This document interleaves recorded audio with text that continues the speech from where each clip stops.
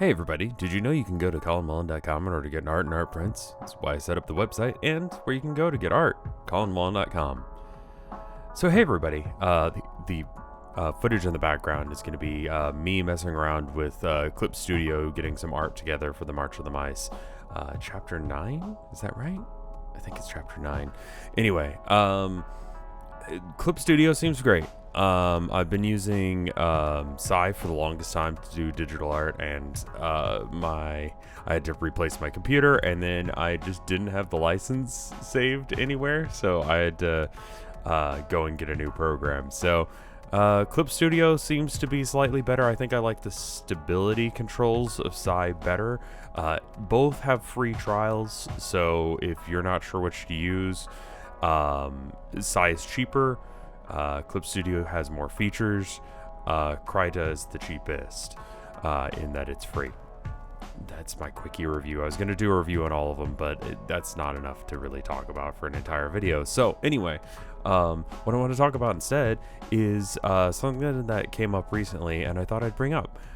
I would consider myself a fairly slow artist. I'm not particularly fast. It usually takes me a little bit longer than what other people report and what I can see in other people's videos and so on and so forth.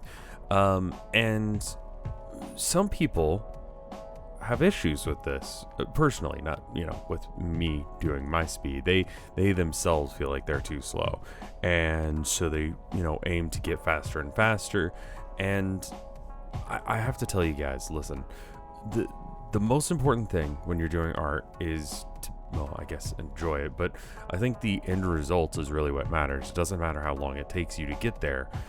We do way more art than any artists in past years, realistically speaking. If you're like an artist semi-full-time or just like, you put effort in every month to actually complete pieces, we do way more art than people used to back in the day. And I don't know where this idea that fast is good comes from. It's really not, and it's not good for your actual productivity.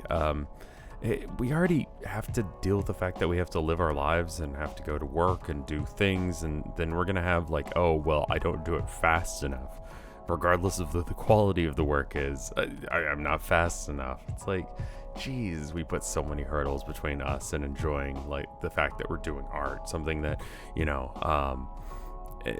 is supposed to be a, whatever it is for you, an expression, a relaxation, whatever, and we're like, well, that's not good enough. Why are we like that, man? Don't be like that. I say this next bit realizing that I'm also a slow artist, so take this with a grain of salt, but I wonder how many people who claim they can get, the Mona Lisa done in 2 minutes are actually doing the Mona Lisa in like 2 minutes, or if we just have created somehow a culture of artists where everyone, instantly does beautiful work, and it's not like, a process over, time, over weeks, etc., or however long it's supposed to take to do art. I think it leads to very, very unhealthy art practices, that we put this speed pressure on top of the quality that we are expecting from each other and ourselves. It's not good for your wrists. If you're a digital artist especially, I found that, my wrist tends to have more issues than when I'm, painting. It's not good for your wrists to be drawing, long periods of time, and so you're trying to speed things up, and you're doing so many things that are counterproductive to just doing art.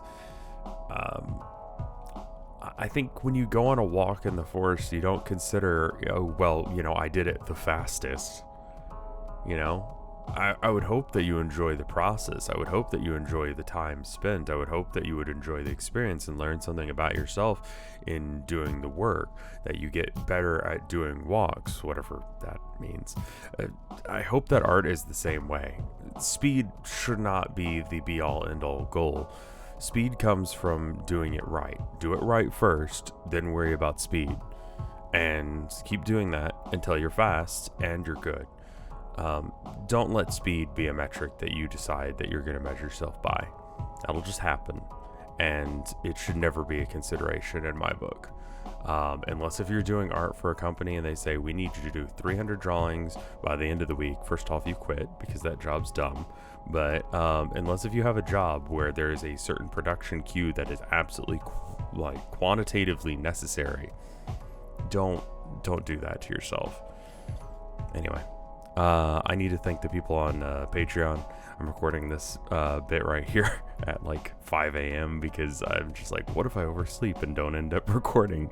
So there'll be a little bit of audio shift there. Anyway, let's thank those people on Patreon. Starting with my mom. Thank you, Mom. I love you. Thank you, Wapfu. Thank you, Top Houndor. Thank you, The Drunk 2010. Thank you, That 2 Guy. Thank you, Terry Maverick. Thank you, Snoutpunk. Thank you, Orthogonal Caster. Thank you, Mortis Naudus. Thank you, Micah. Thank you, Maliciousness. Thank you, Kayla Hollinger. Thank you, Gala. Thank you, Ego. Thank you, Dragon. Thank you, Chiptune Glitch. Thank you, Bubba Fair. Thank you, Bep.